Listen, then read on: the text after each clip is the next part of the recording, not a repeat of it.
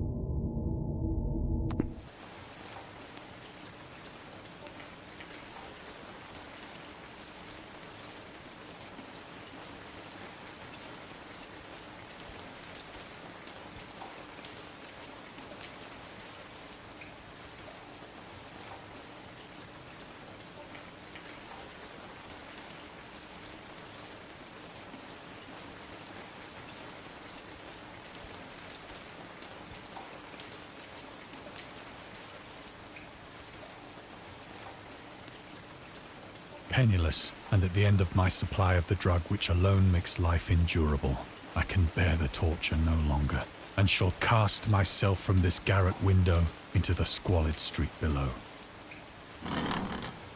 Do not think from my slavery to morphine that I am a weakling or a degenerate.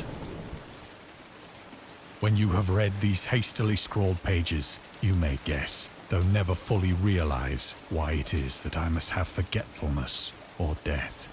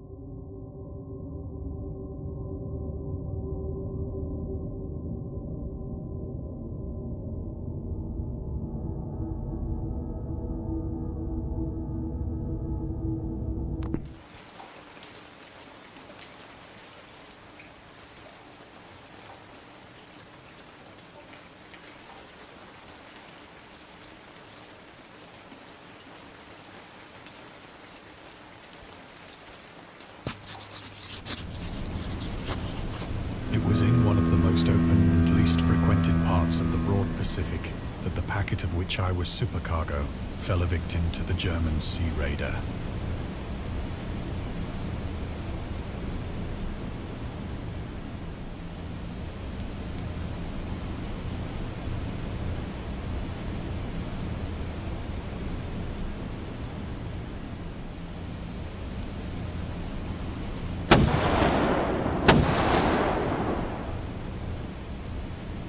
The Great War was then at its very beginning, and the ocean forces of the Hun had not completely sunk to their later degradation. So that our vessel was made a legitimate prize, whilst we of her crew were treated with all the fairness and consideration due us as naval prisoners.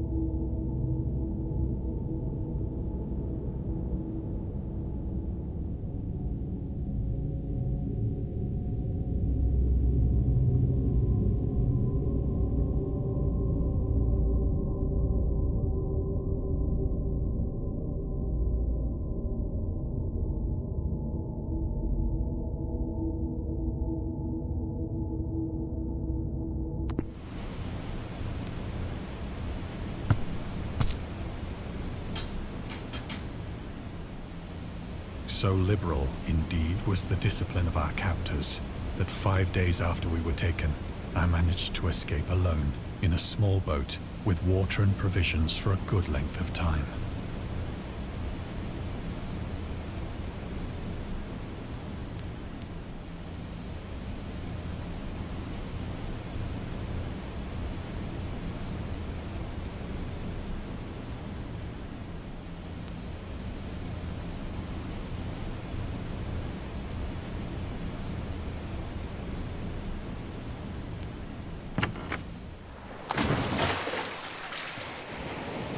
When I finally found myself adrift and free, I had but little idea of my surroundings.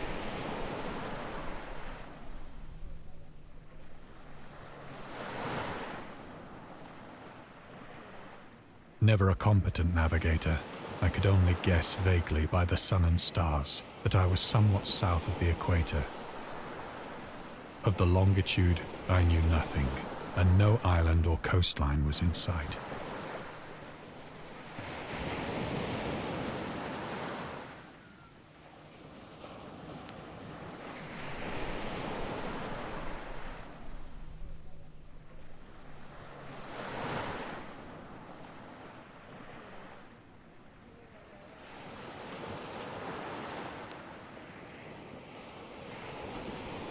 The weather kept fair, and for uncounted days I drifted aimlessly beneath the scorching sun, waiting either for some passing ship or to be cast on the shores of some habitable land.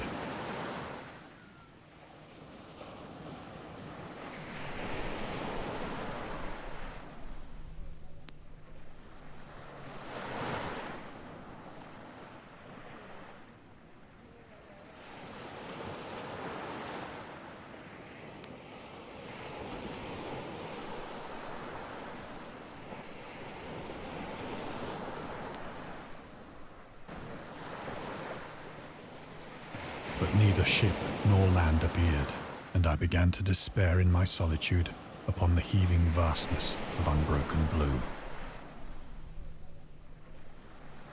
The change happened whilst I slept. Its details I shall never know, for my slumber, though troubled and dream-infested, was continuous.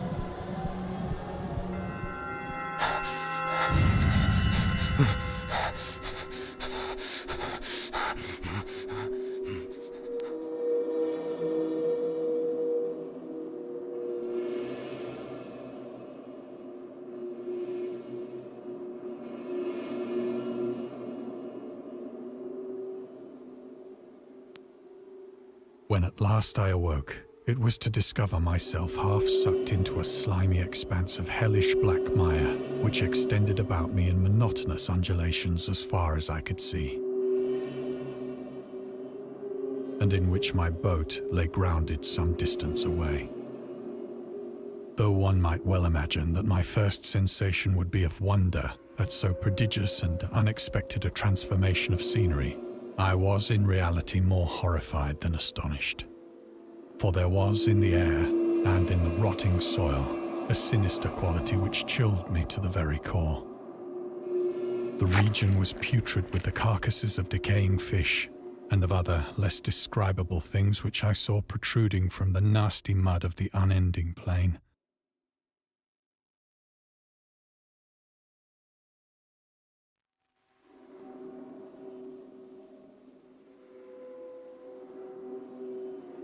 Perhaps I should not hope to convey in mere words the unutterable hideousness that can dwell in absolute silence and barren immensity. There was nothing within hearing and nothing in sight save a vast reach of black slime. Yet the very completeness of the stillness and the homogeneity of the landscape oppressed me with a nauseating fear. The sun was blazing down from a sky which seemed to me almost black in its cloudless cruelty, as though reflecting the inky marsh beneath my feet.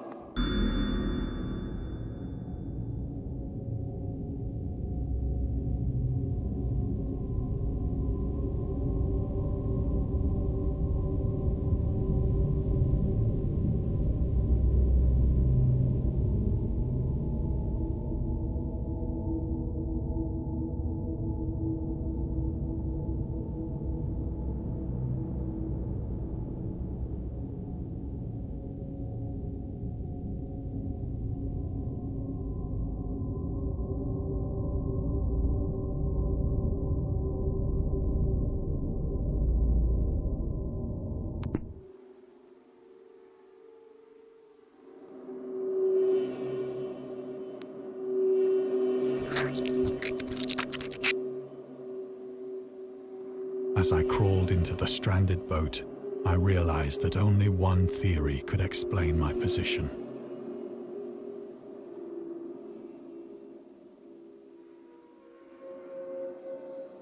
Through some unprecedented volcanic upheaval, a portion of the ocean floor must have been thrown to the surface, exposing regions for which innumerable millions of years had lain hidden under unfathomable watery depths.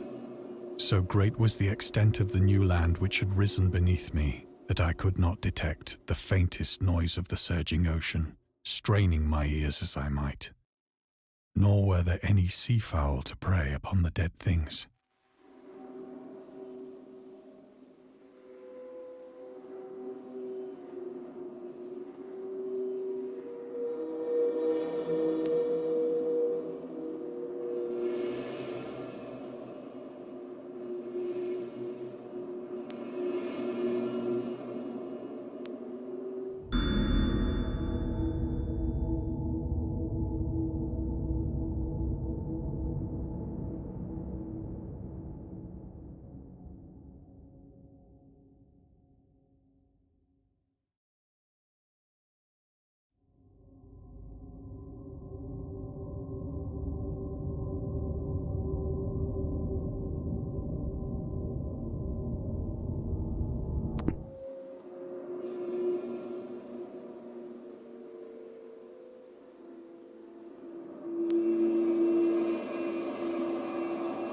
For several hours I sat thinking or brooding in the boat, which lay upon its side and afforded a slight shade as the sun moved across the heavens.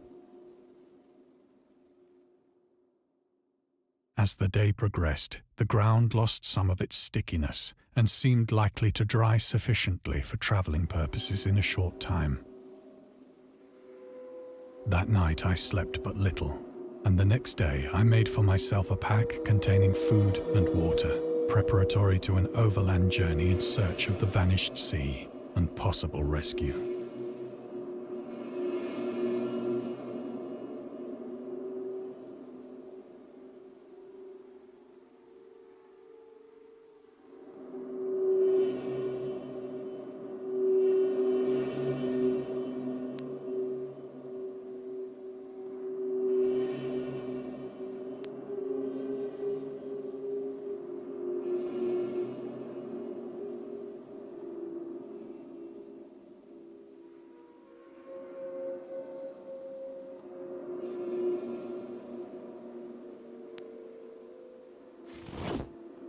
On the third morning, I found the soil dry enough to walk upon with ease. The odor of the fish was maddening, but I was too much concerned with graver things to mind so slight an evil, and set out boldly for an unknown goal.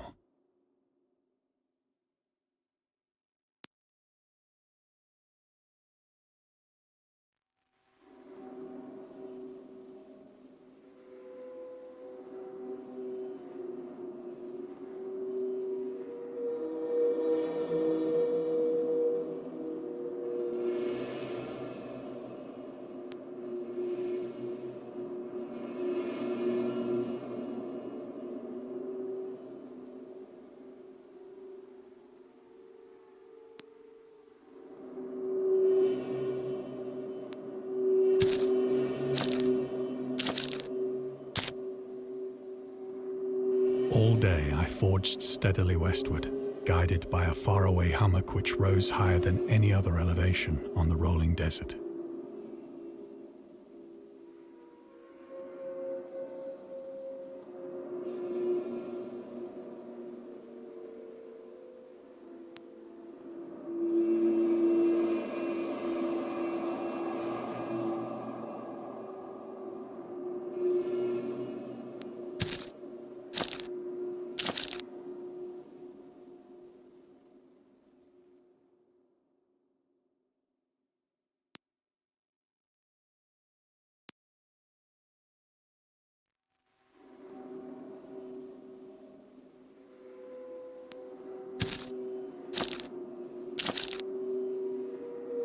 That night, I encamped, and on the following day still travelled toward the hummock, though that object seemed scarcely nearer than when I had first espied it.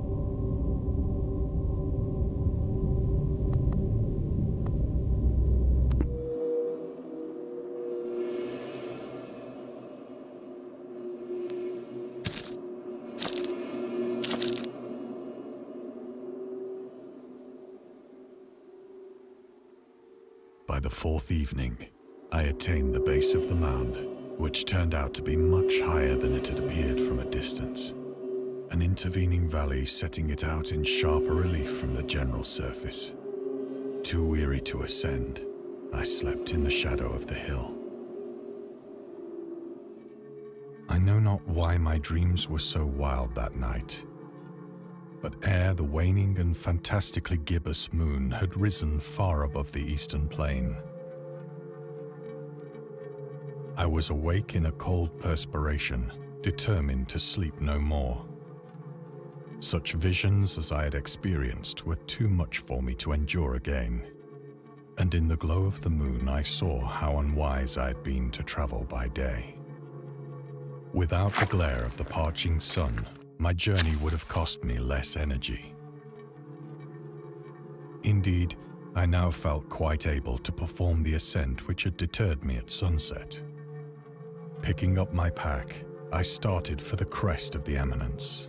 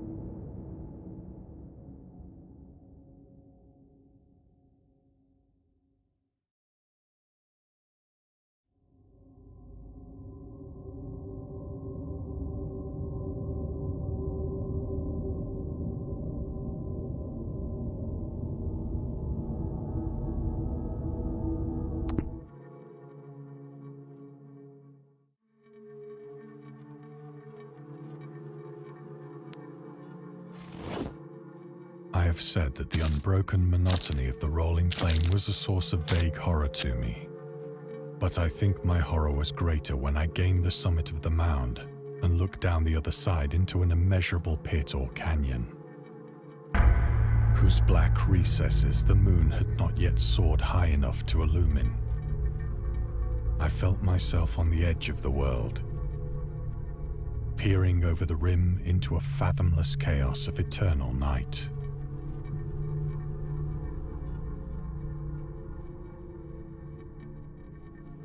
Through my terror ran curious reminiscences of Paradise Lost, and of Satan's hideous climb through the unfashioned realms of darkness. As the moon climbed higher in the sky, I began to see that the slopes of the valley were not quite so perpendicular as I had imagined.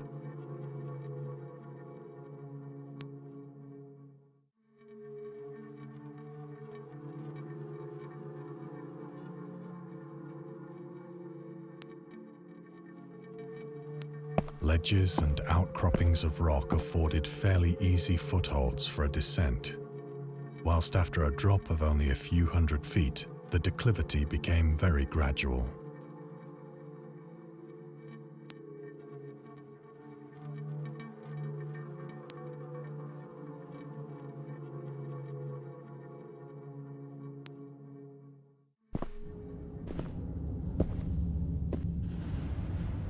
Urged on by an impulse which I cannot definitely analyze, I scrambled with difficulty down the rocks and stood on the gentler slope beneath.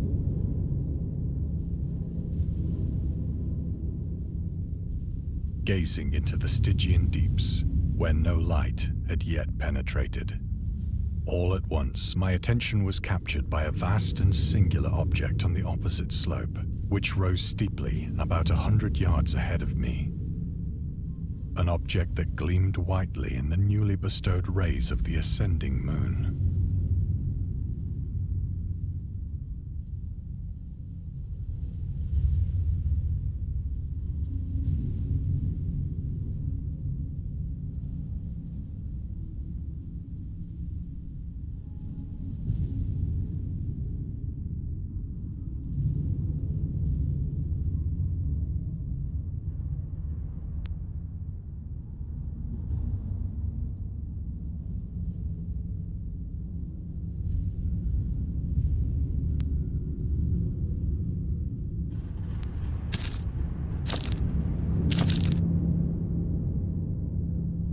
That it was merely a gigantic piece of stone, I soon assured myself. But I was conscious of a distinct impression that its contour and position were not altogether the work of nature.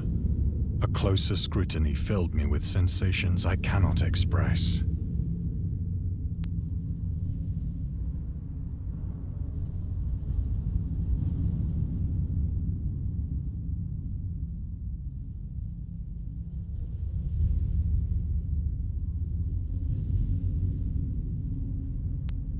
For despite its enormous magnitude, and its position in an abyss which had yawned at the bottom of the sea since the world was young, I perceived beyond a doubt that the strange object was a well-shaped monolith, whose massive bulk had known the workmanship and perhaps the worship of living and thinking creatures.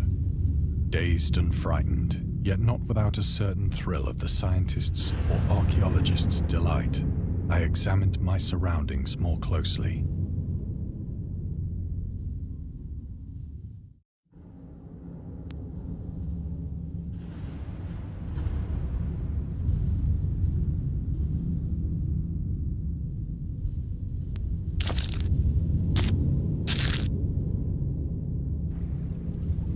The moon, now near the zenith, shone weirdly and vividly above the towering steeps that hemmed in the chasm, and revealed the fact that a far-flung body of water flowed at the bottom, winding out of sight in both directions and almost lapping my feet as I stood on the slope.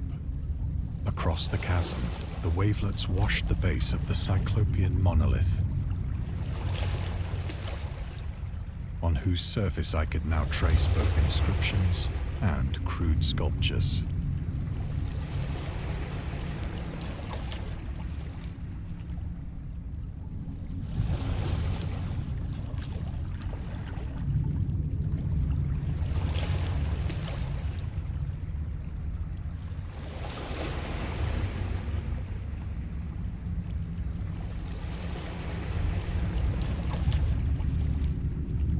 The writing was in a system of hieroglyphics unknown to me and unlike anything I'd ever seen in books, consisting for the most part of conventionalized aquatic symbols such as fishes, eels, octopi, crustaceans, mollusks, whales, and the like.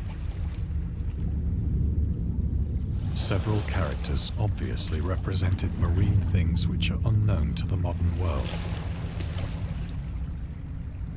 but whose decomposing forms I had observed on the ocean-risen plain. It was the pictorial carving, however, that did most to hold me spellbound.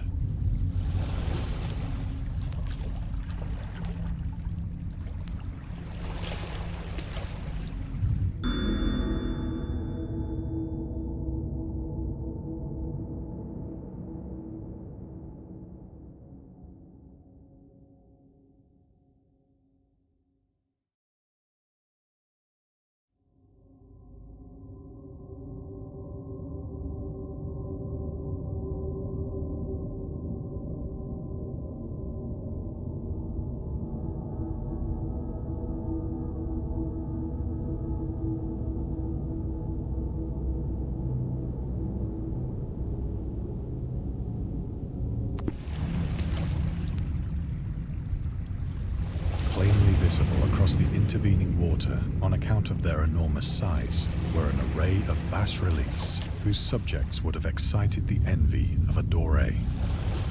I think that these things were supposed to depict men, at least a certain sort of men, though the creatures were shown disporting like fishes in the waters of some marine grotto, or paying homage at some monolithic shrine which appeared to be under the waves as well.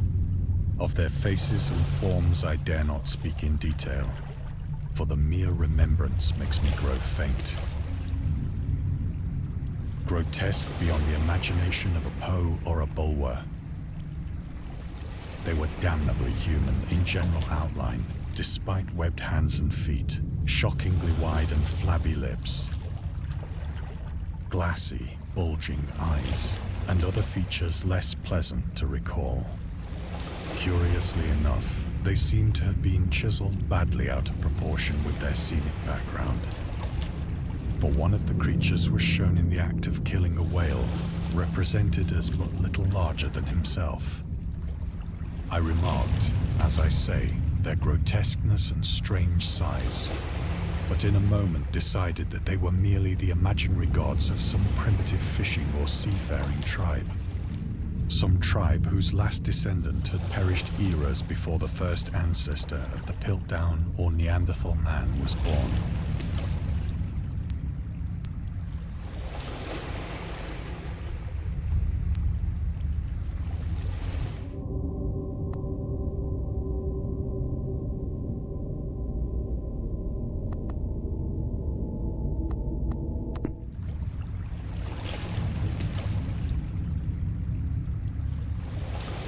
Awestruck at this unexpected glimpse into a past beyond the conception of the most daring anthropologist,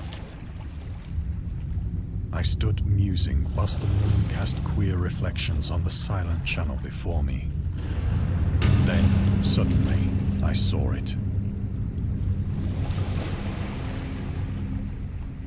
With only a slight churning to mark its rise to the surface, the thing slid into view above the dark waters.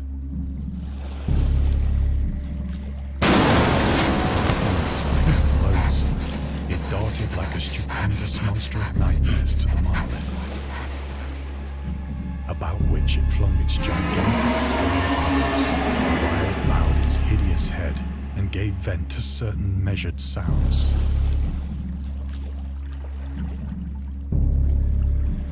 I think I went mad then.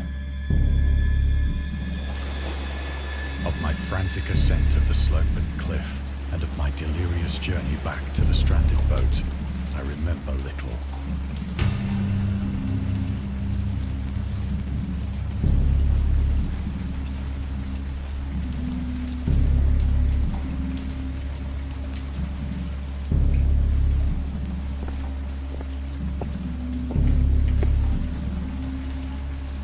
I believe I sang a great deal and laughed oddly when I was unable to sing.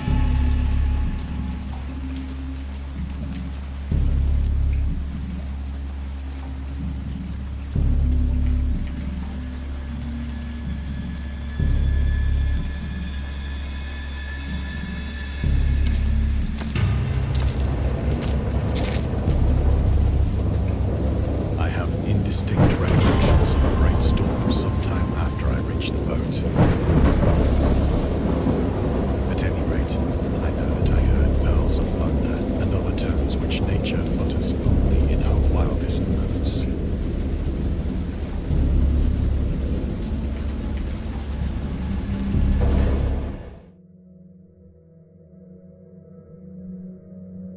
When I came out of the shadows, I was in a San Francisco hospital. Brought thither by the captain of the American ship which had picked up my boat in mid-ocean.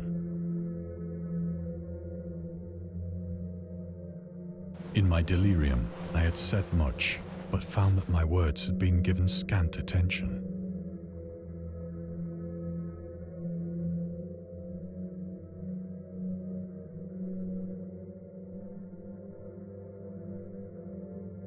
Of any land upheaval in the Pacific, my rescuers knew nothing.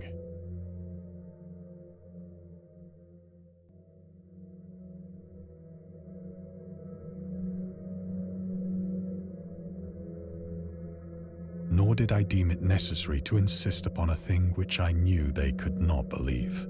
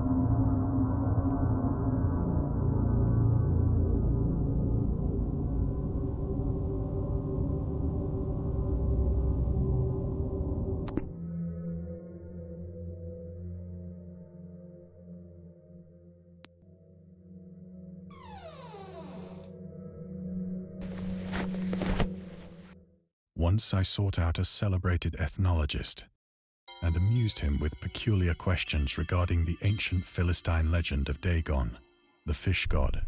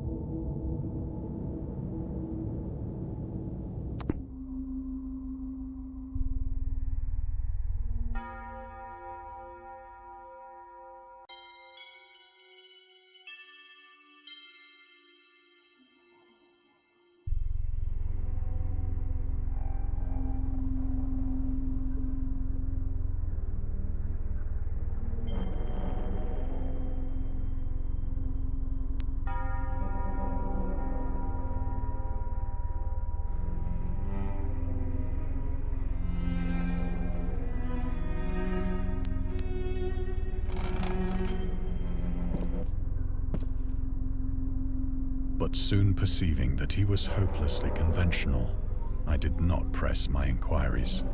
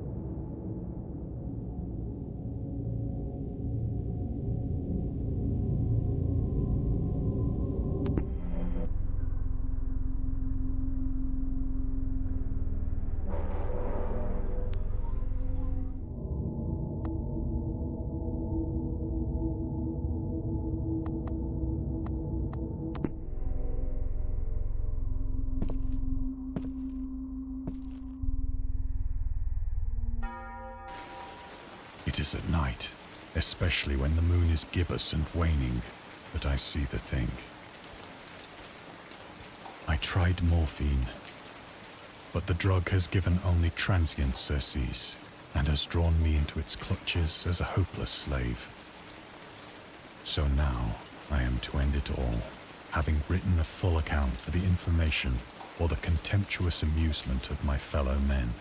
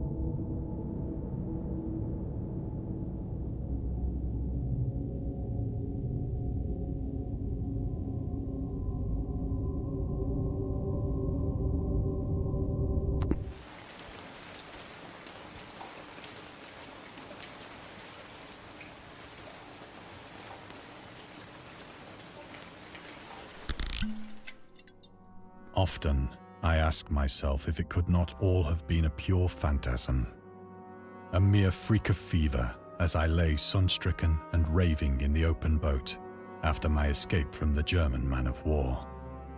This I ask myself, but ever does there come before me a hideously vivid vision in reply. I cannot think of the deep sea without shuddering at the nameless things that may at this very moment be crawling and floundering on its slimy bed, worshipping their ancient stone idols and carving their own detestable likenesses on submarine obelisks of water-soaked granite. I dream of a day when they may rise above the billows to drag down into their reeking talons the remnants of puny, war-exhausted mankind.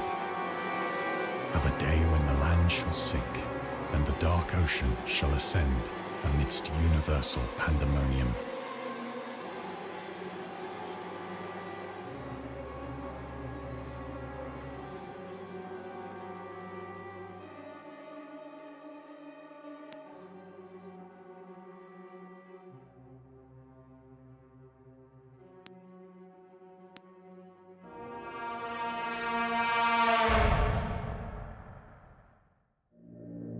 The end is near.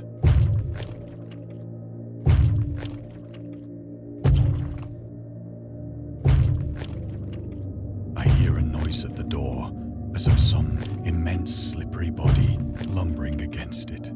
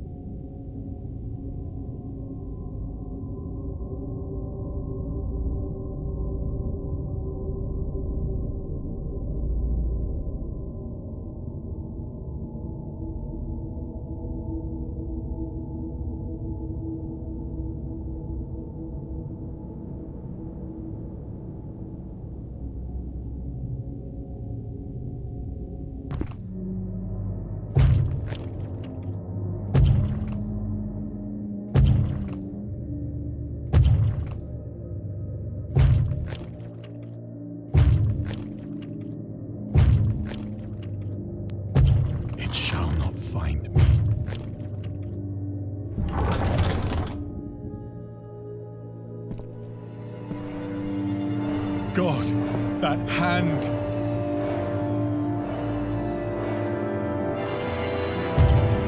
The window! The window!